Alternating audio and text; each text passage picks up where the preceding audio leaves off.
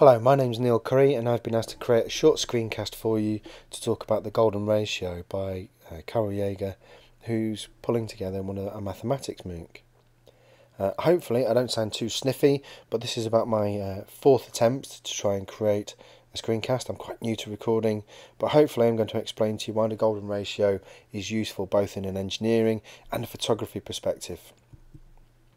So the golden ratio is designated by the Greek letter phi, and it's a very simple formula. It's just 1 plus root 5 divided by 2. So there we go, end of screencast. Hooray, you can get the rest of your night back. However, if you want to go into it a little bit more in depth, what you need to really do is to understand what the Fibonacci sequence is, because it's closely related.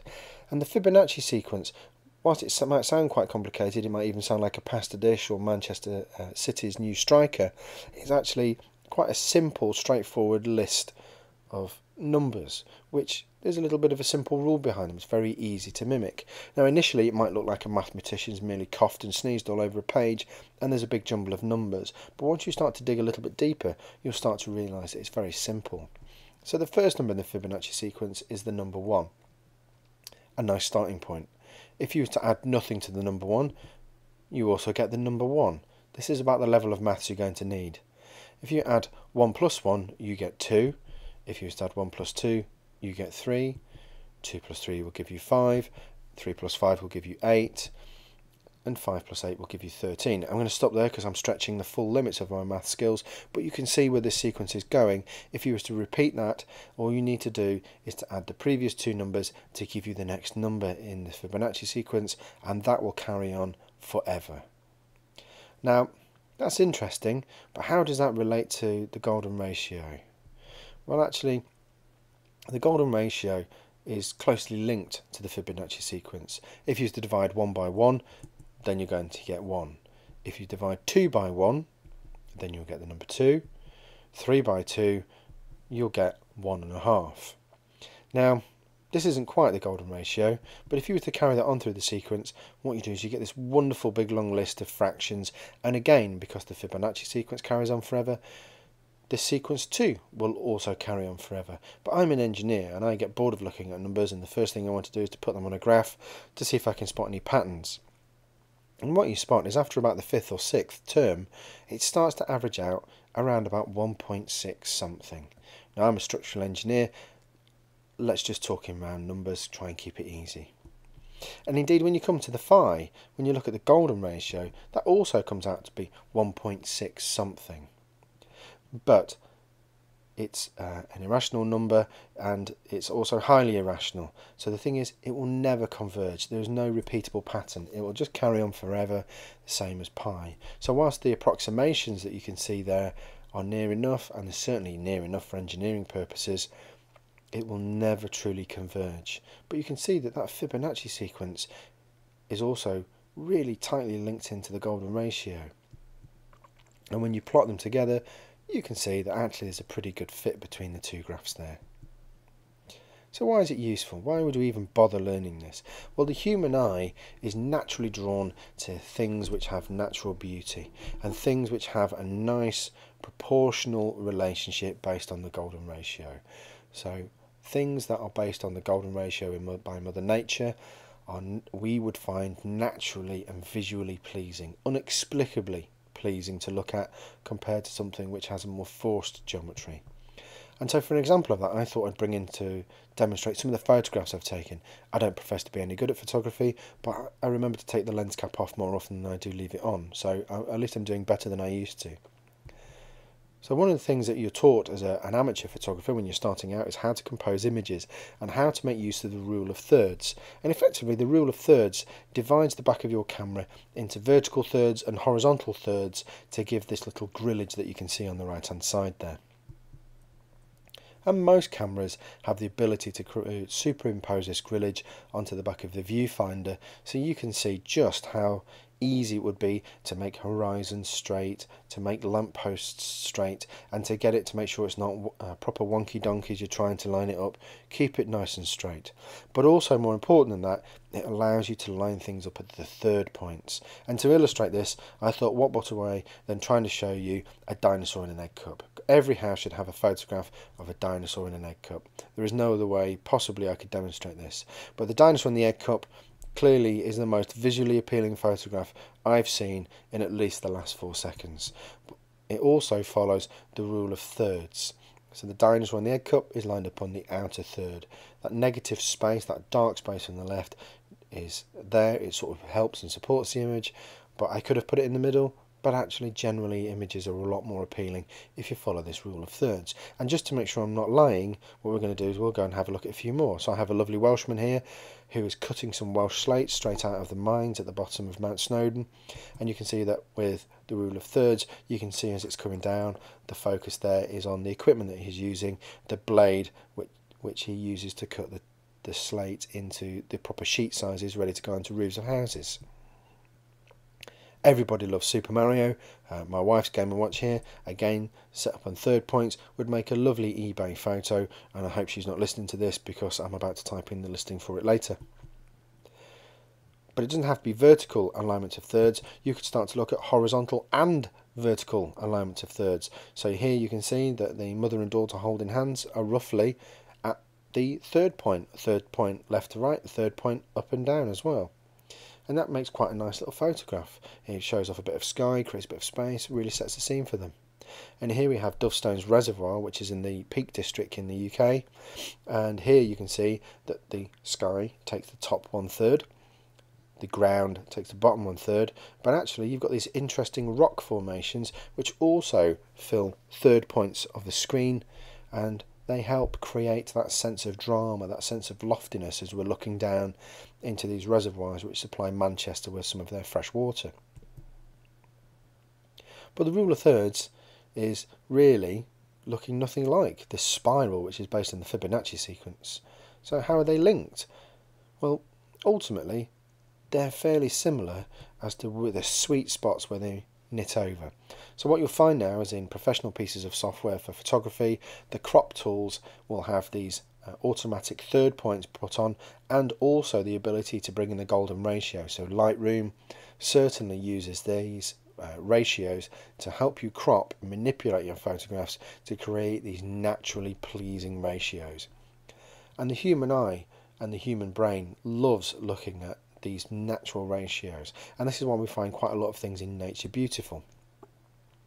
But these third points isn't exactly the same as the Fibonacci spiral, but that's okay. We're not building a Swiss watch, we're not precision engineering anything here, we're taking photographs. We're trying to create something which has a beautiful feel to it and which is structured and is something that we could be proud to show our friends, hang on the wall, but we're not going to try and sell it for a couple of £1,000 yet. So what does that mean for us as engineers? When we're trying to design structures, when we're trying to build buildings, how does this golden ratio actually come into play? Why is it in the least bit important? Well, the Greeks, as with most branches of mathematics and geometry, got there first. The Greeks had the golden ratio phi rumbled centuries ago, and they realised that this golden ratio was a ratio which everybody just found naturally pleasing, and it occurred all over nature. So when they were constructing the Parthenon, what they did is they used the golden ratio on lots and lots of aspects of the Parthenon. But one of the easiest ones to demonstrate is the end elevation. The end view of the Parthenon is based on the golden ratio. And if you was to look at how its height to width ratio, taken on board the height to the crown of the apex to the top of the triangle there, it's roughly 1 to 1.61803. Beautifully tying in with the Fibonacci sequence there. A wonderful ratio, and it's cropping out all the way through. So even the Greeks were looking at proportioning their buildings to create them an aesthetically pleasing arrangement, which has made it through as much art as it is science coming through there. And there are lots of buildings that follow these basic proportions as they come through. But the other thing associated with the phi ratio is that it ties into lots of the three-dimensional platonic solids based around platonic geometry, and these take the form of the cube, the tetrahedron, octahedron, the dodecahedron, and the icosahedron. And these are some very interesting building blocks that we can use in structural engineering to start to create very interesting and very complex structures. So for example, the icosahedron has the phi ratio is implicit in setting out the geometry of the icosahedron, but the icosahedron itself can also be used to create high-end structures such as tensegrity structures. And these sorts of structures used to be used purely for sculptural purposes, but now they're being used in medicine. And in fact, indeed, the human body is often described as a tensegrity structure.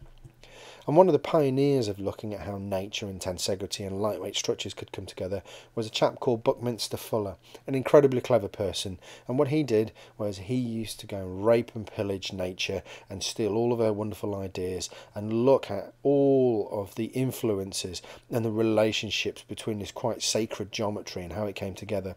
And he would construct geodesic domes, which are based on natural geometries and closely linked to that phi ratio, the golden ratio. And when you look at them, you're really looking at how some of the more fundamental primitive solids will tessellate and pattern onto spherical shapes, and then you can create wonderful dome structures and even more elegant tensegrity structures and lightweight cable structures, all based upon these most primitives of solids, which are seen all through nature. And indeed, once you start to take the golden ratio, you can start to create radial plots to look at these wonderful swirly spiral patterns. And this is one that I just pulled together quite quickly in Mathematica. And you can see that this spiral pattern is quite sort of trippy as you're looking at it. You get caught up in the swirls and the spirals, but it's very regular. It has an easily followed pattern. You can start to follow the spirals and the swirls, but then it feels familiar, and it feels familiar because the centre of sunflower seeds also follow this wonderful swirly pattern, which is based upon the golden ratio. And indeed, the Museum of Science and Industry here in Manchester had an experiment over the summer where they sent out hundreds and hundreds of sunflower seeds to get children all around growing seeds to investigate the Fibonacci sequence. It was part of their science reach out over the summer, and it went really well, and some of the results were quite spectacular. But this packing sequence, these spirals, we can start to replicate. We can start to look at how things pack, how things will come together into vessels. And here you can see some toothpicks on the left, and on the right is how I took the photograph. But naturally, these sorts of spirals just naturally want to pack. There's an organic feel to it. This is just how these spirals will ordinarily just fall out, all closely linked to the golden ratio.